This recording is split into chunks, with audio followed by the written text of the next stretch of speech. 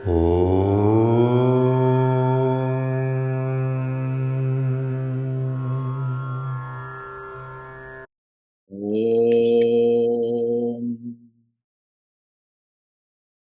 Gurur Brahma Gurur Vishnu Gurur Devo Maheshwaraha Guru Sakshat Param Brahma Tasmai Shri Gurave Namaha.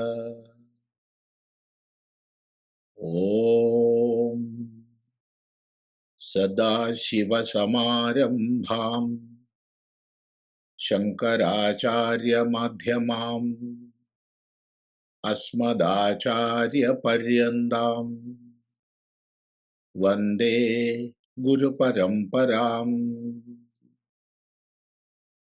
Oh.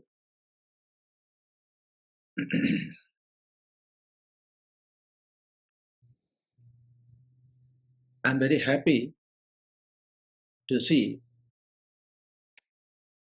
so many genuine speakers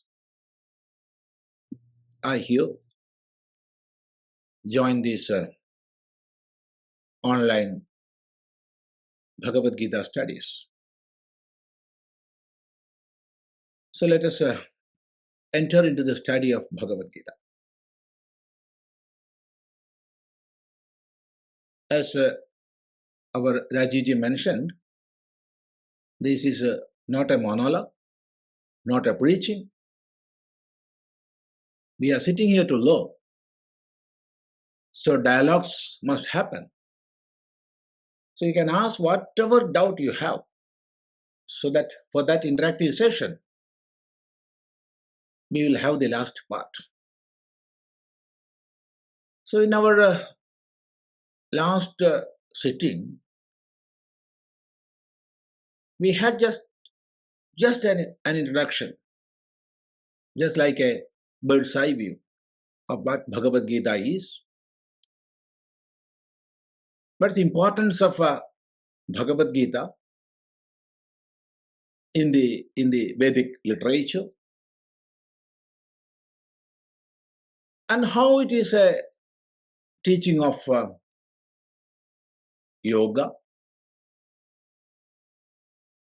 how it is a Dharma Shastra, and in the ultimate level, how Bhagavad Gita is a Moksha Shastra. So these were the topics we covered in our last sitting. Now we can enter a little more in. Bhagavad Gita, as you all know, is a part of Mahabharata. The sixth parva of Mahabharata is Bhishma Parva. And in the Bhishma Parva, the 25th chapter, from that 25th chapter begins the Bhagavad Gita. So the first chapter of Bhagavad Gita is the 25th chapter of Bhishma Parva. And of course, the second chapter is the 26th, like that, up to 42nd chapter it goes. And when we consider the battle of Mahabharata, this piece of teaching comes on the 10th day. It never means Bhagavan taught this piece of instruction on the 10th day. No, it was given on the very first day, on the very first beginning of the Mahabharata war. But the text, the Bhagavad Gita, comes as a part of the narratives of the 10th day. You know how it happened? So the Mahabharata battle was about to start. All the warriors were getting ready.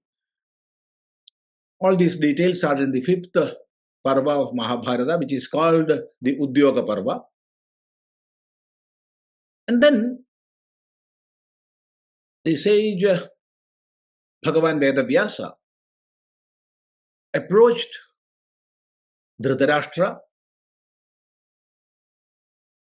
and they had a discussion about the battle, the consequences of battle,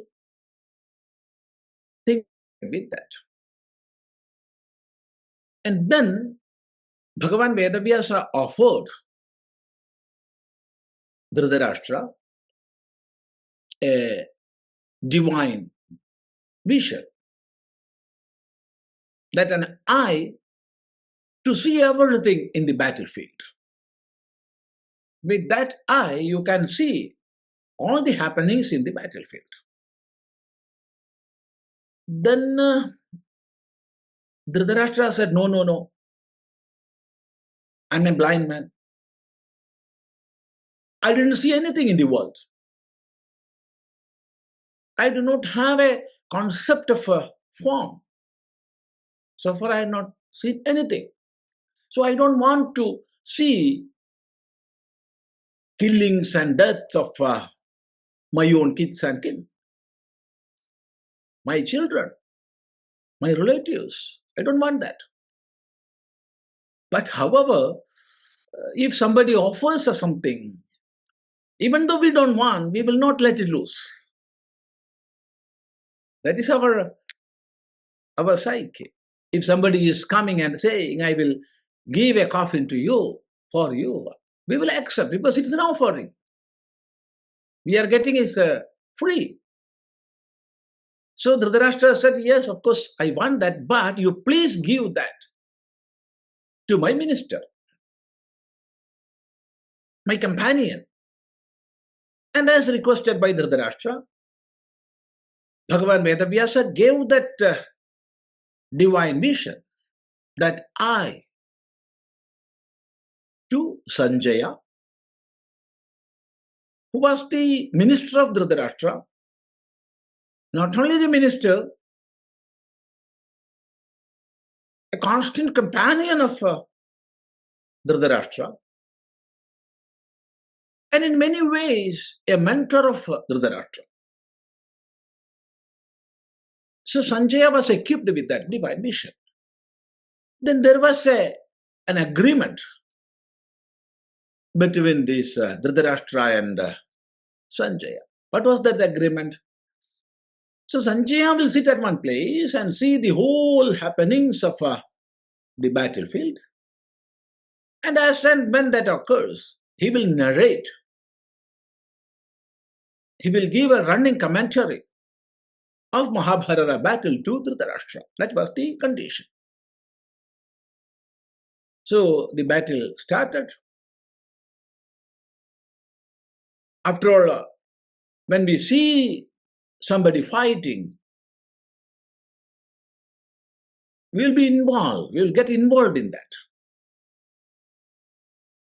As long as we are not getting paid, we will see the battle, we will see the fightings. In cinemas, we are doing that. We are enjoying that. So that happened to Sanjaya also. He forgot or he didn't explain the happenings of the battlefield to Dhritarashtra. So days passed on, 1, 2, 3, 4, 5, like that. On the 10th day, the greatest warrior, Bhishma, he fell down. He was defeated. It gave a great wave of shock in that battlefield. Everybody in the battlefield were astonished. They cannot believe what they are seeing. The greatest ever warrior, Bhishma, he fell down. So what will happen next? It was a shock. Because the greatest expectation of Kaurava's army It was lying on Bhishma. So he fell down. So in that wave of shock, Sanjaya ran to Dhritarashtra and said, Bhishma Pitamaha has fallen. Immediately, hearing that, Dhritarashtra fell unconscious. He cannot believe his own ears. After some time, he got back to his normal consciousness and he cried, saying the names of or greatness of Bhishma, and then he asked, "O Sanjaya, you please explain what are the happenings in that battlefield? From the beginning, you just now came and told me Bhishma has fallen. Instead of that, you please narrate everything, what happened in the battlefield from the very first day." So then Sanjaya is starting from the very beginning. That is what happened on the very first day. So it is a whole narration of the Kurukshetra battle, and in that part we can have Bhagavad Gita, because it happened in the beginning of the battle. So this Upadesha, this teaching was given by Bhagavan on the first day when the battle was about to start, but it is coming as a part of the 10th day, and it is included in the 6th Parva from 25th to 42nd. Structurally, we have to understand this while studying Gita. And this is the essence of the Upanishads. This is the essence of Veda. This is a practical guide in our daily life. It teaches the integral yoga, and basically it is a sermon on dharma. When so many conflicts come as hurdles in recognizing our dharma or observing dharma, what we shall do? See, the greatest teaching of Veda is dharmam chara. You observe dharma. In your life, you observe dharma. It is very easy to teach that. But performing is not easy, because when conflict comes, just take the example of a teacher. A very good teacher who is seeing all the students alike and teaching them in the best way he or she can. And you suppose there were 40 students in the classroom. The teacher was seeing everybody alike and teaching. Now this year, if her own child came and joined in that class, now she is going to the class and seeing 39 plus 1 or 1 plus 39 equals 40. Last year it was 40. No differentiation. But this year she is seeing 1 plus 39. A sort of special consideration to her own child. We can see it is the death of the teacher. Because in the classroom, there is no any importance to the mother aspect or the father aspect. There the primary thing is the teacher aspect. So there is conflict of interest. And suppose she is viewing everybody alike and teaching alike. There is no differentiation at all. And goes back to home. And the child comes. Oh, mother, no, I am your teacher. It is wrong. In the house, she is the mother, not the teacher. Of course, she is the teacher in the school, but here she is the mother or he is the father. So take such examples.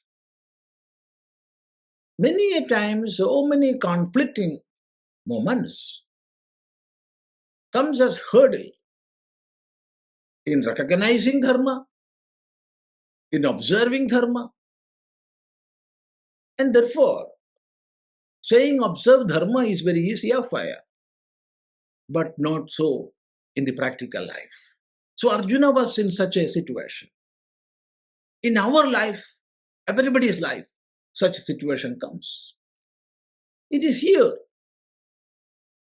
It is here the teaching of Bhagavad Gita is with us as a guru, as a practical guide, as a path shower.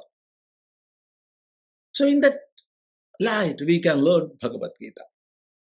So without much introduction, we can enter into the study of the Bhagavad Gita. Bhagavad Gita means that which has been sung by Bhagavan, the song of Bhagavan. Giyate iti Gita. The meaning of Gita is Giyate iti Gita. That which was sung by. So sung by Bhagavan. It is a song of Bhagavan. And while studying, we have to follow traditions. Our study must be a traditional study, even though we are sitting online. We have to sit and learn person to person, face to face. It is not possible in such a class. We are sitting online. Even then, we have to follow the traditions. What are the traditions? There are so many. I'm not going to explain everything. But before studying, it is not the case of Bhagavad Gita alone. All our scriptures, before starting the study, we must try to focus our own mind, bring it back from all other transactions, all this and that of the world, and bring it to the subject matter. Even before doing a japa, dhyana is advocated. So dhyana is for bringing our mind, making it focused, and with that focused mind, we have to learn, we have to chant, we have to do yajna. So before all auspicious karma, before a serious study, we have to do dhyana. That is customary, that is traditional. In the case of Upanishadic studies, when we are studying Upanishads, there are Shanti mantras. We will chant Shanti mantra in the beginning and the end. So it is traditional. Like that, in the study of Bhagavad Gita, the traditional practice is, before entering into the study of Bhagavad Gita, we will chant, or we will have to chant Gita Dhyana. It is a custom. It's a tradition. When that tradition started, I don't know. Frankly, I don't know. But for many centuries, it is there. So we can also try to learn Gita Dhyana before Bhagavad Gita. After that, we can enter into the study of Bhagavad Gita. First, Gita Dhyana. It's a part of Bhagavad Gita. Take it as a part of Bhagavad Gita. Then somebody may question, who wrote this Gita Dhyana? When this Gita Dhyana came into existence? Majority of scholars consider Swami Madhusudana Saraswati, who established all the akhadas to protect Sanatana Dharma, was a great scholar, an expert in all the darshanas, and a great bhakta who established bhakti as a rasa. Before Madhusudana Saraswati, bhakti was not accepted as a rasa. But after the Bhakti Rasayanam of Madhusudana Saraswati, bhakti was accepted as a rasa. So that Madhusudana Saraswati, as a part of his own commentary on Bhagavad Gita, he wrote Gita Dhyana. Majority of scholars believe that. But we don't have any proof. We can say this much. Bhagavan Vedavyasa didn't write Gita Dhyana. Or in the Bhashya of Bhagavan Bhashyakara Shankaracharya, we are not seeing Gita Dhyana. So Gita Dhyana was written after Bhagavan Vedavyasa and Shankaracharya. However, this Gita Dhyana give a clear idea to us about what Bhagavad Gita is, why we should learn that, how we should learn that, everything. And so many doubts we may have within regarding Gita, this Gita Dhyana will clear them. So, we are not going to explain that for a long time, not a lengthy explanation. Briefly, we can see the Gita Dhyana, and then we can enter into Bhagavad Gita.